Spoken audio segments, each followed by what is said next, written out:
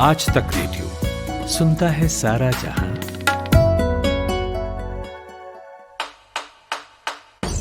नायक और खलनायक, विद्वान और महारथी, कला के ऐसे सितारे जो अब भी आसमान में चमकते हैं, और ऐसी हस्तियां जो इतिहास में अमर है। उजले व्यक्तित्व के धनी भी और स्याह पहलुओं के लोग भी। ये वो लोग जो मशहूर हैं। ये है नामी गिरामी।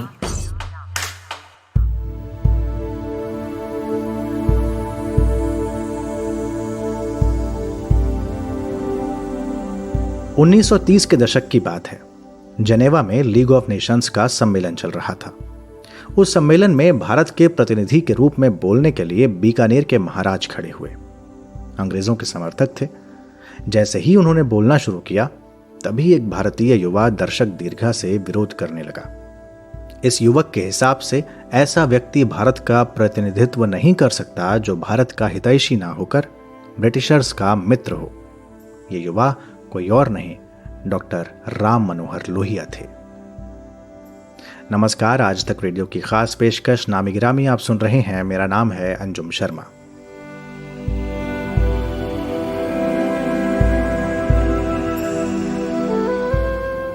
जिंदा कौमें 5 साल का इंतजार नहीं करती।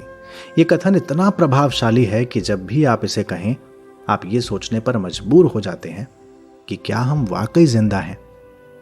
दरअसल ये गलत को गलत कहने की शक्ति का आह्वान करने वाला कथन है जो समाजवादी चिंतक डॉक्टर राम मनोहर लोहिया ने एक समय कहा था।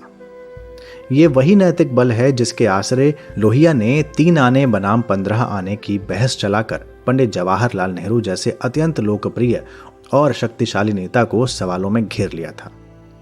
इस बहस का जवाब देने के लिए योजना आयोग के उपाध्यक्ष पीसी महलनोबिस समेत कई अर्थशास्त्रियों को हिसाब किताब में लगना पड़ा था। लोहिया दावा कर रहे थे कि देश का आदमी 3 आने रोज पर गुजारा करता है और सरकार 15 आने का दावा करती है, जबकि सच्चाई यह है कि प्रधानमंत्री के कुत्ते पर रोज 3 आने खर्च होते हैं और प्रधानमंत्री रोज 25,000 रुपए खर्च करते हैं। आप समझिए कि यह सवाल जो उन्होंने उठाया था वो किसी व्यक्ति के खिलाफ नहीं था, बल्कि व्यवस्था के खिलाफ था। यूं तो वो शुरू में नेहरू से प्रभावित थे और उन्हें अपना नेता मानते थे, लेकिन आजादी के बाद लोहिया नेहरू के आसपास होने वाली राजनीति के कठोर आलोचक बनकर उभरे। इसके अलावा आजादी के बाद लोहिया समाजवाद के जिस संस्करण को देखना चाहते थे वो नेहरू के मॉडल से अलग था। नेहरू के मॉडल में लोहिया को आर्थिक विकास का पश्चिमीकरण दिखता था, जिसे लोहिया सरकारी समाजवाद कहते थे, जबकि लोहिया देसी समाजवाद के जिस संस्करण पर जोर दे रहे थे वो आर्थिक विकेंद्रीकरण के विचार पर आधारित था और उसकी मूल शक्ति जनता में निहित थी। यही वजह है कि लोहिया के विचारों को लेकर राजनीतिक दल भी बने। आज भी संसद में कोई ना कोई उन्हें याद करता आपको मिल जाएगा। उनके लिखे और कहे को दोहराते हुए हमने कई सांसदों को सुना है। लेकिन इस बात को मानने वालों की कमी भी नहीं है कि लोहिया के विचारों को जिन्होंने सबसे ज्यादा ताक पर रखा वो वही लोग रहे जिन्होंने उनके नाम को लेकर राजनीति की। Centre for the studies for developing societies यानी CSDS में प्रोफेसर और राजनीतिक विचारक अभय कुमार दुबे से समझिए। देखिए, लोहिया का जो नाम लेकर जो लोग राजनीति करते हैं उनमें से दरअसल लोहिया के प्रति निष्ठा किसी में नहीं है। मेरी अपनी समझ ये है कि जो अपने आप को सबसे बड़ा लोहियावादी कहता है वो दरअसल लोहिया के विचारों और उन विचारों में छिपे हुए जो निहितार्थ हैं, जो संदेश हैं, उनको लगातार नजरअंदाज ही करता रहता है। इसलिए लोहिया के प्रति निष्ठा रखने वाला कोई राजनीतिक दल इस समय इस देश में नहीं है। छोटे छोटे कुछ समूह हो सकते हैं लोहिया के प्रति सच्ची निष्ठा रख सकते हैं, लेकिन राजनीति करने वाला कोई भी दल नहीं है। कि वो लोहिया में ये क्षमता थी कि वो अपनी राजनीति की स्वयं आलोचना कर सकते थे। लोहिया में क्षमता थी कि जो अपने जमाने की जो पॉलिटिकल करेक्टनेस होती है, राजनीतिक सहीपन होता है, मतलब उसके खिलाफ खड़े हो सकते थे और उसके कारण होने वाले राजनीतिक नुकसान को भी झेलने के लिए तैयार हो सकते थे। लोहिया एक ऐसे व्यक्ति थे जो मुसलमानों की सभा में मुस्लिम कट्टरता की आलोचना कर सकते थे, इस बात की चिंता किए बिना कि इससे उनको मुसलमानों के वोट नहीं मिलेंगे। तो ये खास बात थी। इस प्रकार की लोहिया एक ऐसे व्यक्ति थे जो उनकी अपनी पार्टी की सरकार जब गोली चलाती है तो प्रदर्शन के ऊपर, तो वो सरकार से कहते थे कि आप इस्तीफा दे दीजिए। कहाँ मिलते हैं इस तरह के लोग। ना वो जमाना रहा, ना उस तरह के लोग रहे। लोहिया जैसे लोग तो असंभव, उस जमाने में भी ना के बराबर थे और आज तो बिल्कुल नहीं। राम मनोहर लोहिया कांग्रेस पार्टी के भीतर साल 1934 में सक्रिय कांग्रेस समाजवादी दल के प्रमुख नेताओं में एक थे। उससे पहले साइमन कमीशन के विरोध, भारत छोड़ो आंदोलन से लेकर गोवा मुक्ति आंदोलन तक उनकी भूमिका काफी महत्वपूर्ण रही थी।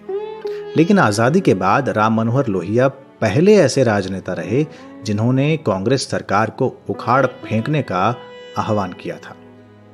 जिंदा कौमें 5 साल तक इंतजार नहीं करती के अलावा एक नारा और था जो बहुत मशहूर हुआ था कि जब जब लोहिया बोलता है दिल्ली का तख्ता डोलता है।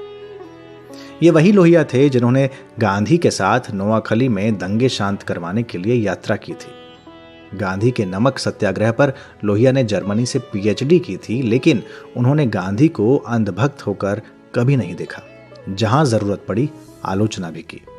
वो जाति व्यवस्था को हर कीमत पर तोड़ने के हिमायती थे। उन्होंने कहा भी था कि जाति अवसरों को रोकती है, अवसर न मिलने से योग्यता कुंठित हो जाती है और यही कुंठित योग्यता फिर से अवसरों को बाधित करती है। दरअसल लोहिया के लिए राजनीति का अर्थ केवल सत्ता भर नहीं था। उनके लिए राजनीति एक वैश्विक सरकार के गठन की राजनीति थी, जिससे दुनिया में जाति, लिंग और राष्ट्रों की गैर बराबरी मिटाकर लोकतंत्र कायम किया जा सके। आखिर क्यों ऐसा है कि हम लोहिया को एक ऐसे युग पुरुष के तौर पर याद करते हैं जिसने राजनीति को नई दिशा देने का काम किया? सवाल है कि क्यों ऐसा माना जाता है कि लोहिया का विकल्प नहीं है। अभय कुमार दुबे। जितनी गहरी अंतर्दृष्टि उनकी भारतीय समाज के बारे में थी, एक राजनेता होते हुए भी और वो चुनावी राजनीति करते हुए भी, पार्टियों के संगठन, पार्टियां बनाते और उनके संगठनों को चलाते हुए भी, उनके पास भारतीय समाज के बारे में, खास तौर से हिंदू समाज के बारे में एक बहुत गहरी अंतर्दृष्टि थी। अगर आज जो राजनीति हो रही है उसके आईने में अगर हम देखें तो लोहिया का वो विख्यात आर्टिकल याद आता है जिसमें उन्होंने कट्टर हिंदू बनाम उदार हिंदू की चर्चा की है। उनका कहना है कि हिंदू समाज में हमेशा ही एक कट्टर हिस्सा है और दूसरा हिस्सा उदार हिंदू का हिस्सा है और उन दोनों के बीच में एक संघर्ष चलता रहता है और उस संघर्ष के जो फलितार्थ होते हैं उससे हिंदू समाज प्रभावित होता है। तो हिंदू समाज के भीतर ही उन्होंने दोनों प्रवृत्तियों की शिनाख्त की थी। मेरा मानना है कि इस तरह की अंतर्दृष्टि और किसी राजनेता में, और खासतौर से भारत में बुद्धिजीवी राजनेताओं की भी कमी नहीं रही है, नहीं पाई जाती। तो इस लिहाज से लोहिया अपने आप में अनूठे हैं और उनका कोई विकल्प नहीं है।